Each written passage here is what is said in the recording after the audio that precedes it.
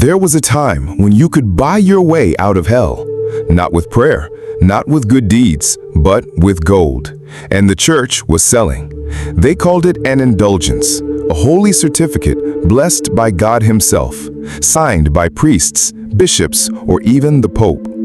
For the right price, they said, your sins would be forgiven. And if your loved one had already died, you could buy them peace. You could pay to set a soul free from purgatory. But let's go back to a time when purgatory was as real as the fire in your hearth. The medieval Catholic Church taught that after death, most souls didn't go straight to heaven or hell.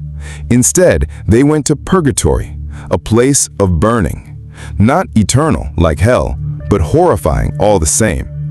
Purgatory was a cosmic waiting room, a cleansing fire, a place where your soul was punished, scrubbed, and scorched for every sin you hadn't fully repented. You might be there for a few months or for centuries. People imagined their mothers, fathers, even dead children trapped in torment, screaming, begging, not in damnation, but not in peace. So the church offered hope, or rather, they sold it. This is where indulgences came in. An indulgence was a declaration, a promise that, through the church's divine authority, your punishment or someone else's could be reduced. At first, it required real effort, fasting, pilgrimages, prayer. But as the church's power grew, effort became optional.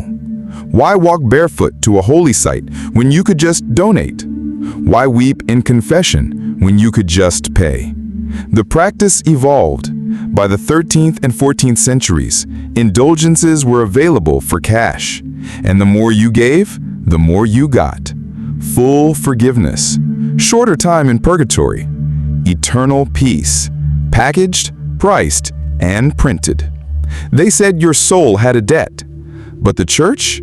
The church claimed to hold a treasury of merit, a spiritual bank account overflowing with the goodness of saints. And with the Pope's blessing, that spiritual credit could be transferred to you, not by faith, not by confession, but by transaction.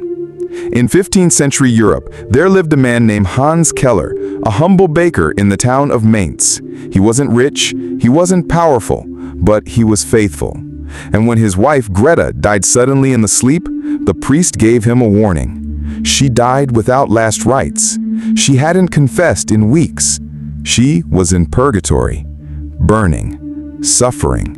Each day she remained there was a day of agony. But there was hope. A traveling indulgence preacher had just arrived in town. For the right sum, Greta could be freed. Hans sold his bakery, everything he had. He paid the church's price. He died years later, penniless, but buried clutching the parchment that promised him heaven. And Hans wasn't alone. Indulgence sellers were everywhere, none more famous or infamous than Johann Tetzel, a Dominican friar turned salesman. Tetzel stood in town squares and made bold claims. As soon as the coin in the coffer rings, the soul from purgatory springs. He promised desperate people that their dead children could be freed if only they gave. He told guilt-ridden husbands that their sins could vanish if only they bought. And the money flowed. Where did it all go? To church coffers, to bishops, to St. Peter's Basilica, rising like a golden throne in Rome. The poor paid for bricks they would never see. They bought jewels for altars they would never approach. This wasn't charity, it was business, the business of salvation. And if you didn't pay, then you suffered. You risked your own soul. And worse, your loved ones suffered longer because of your inaction. People were terrified of a judgment they couldn't see, terrified of flames described in homilies and paintings. The church held them hostage with an invisible prison, purgatory. And indulgences were the only key. But not everyone bowed. In 1517, a German monk named Martin Luther had enough. He saw indulgences not as mercy, but manipulation, a scheme, a lie traded for silver. So he wrote 95 arguments, the 95 theses, and nailed them to the door of the church in Wittenberg. In one of those theses, he said, "They preach only human doctrines, who say that as soon as the money clinks in the money chest, the soul flies out of purgatory." He wasn't just questioning indulgences, he was questioning the entire system. Luther sparked a rebellion. The Protestant Reformation tore through Europe like wildfire. People were no longer afraid. They started reading the Bible themselves. They started asking questions, and the church, shaken by revolt, tried to correct its path. By the mid-1500s, during the Council of Trent, the sale of indulgences was condemned. Not abolished, but controlled. But the damage was done. The illusion was shattered. So what can we learn from this?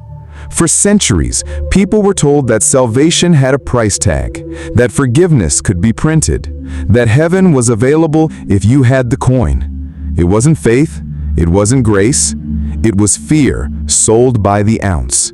They sold the afterlife to the poor and built empires from their desperation. But the truth?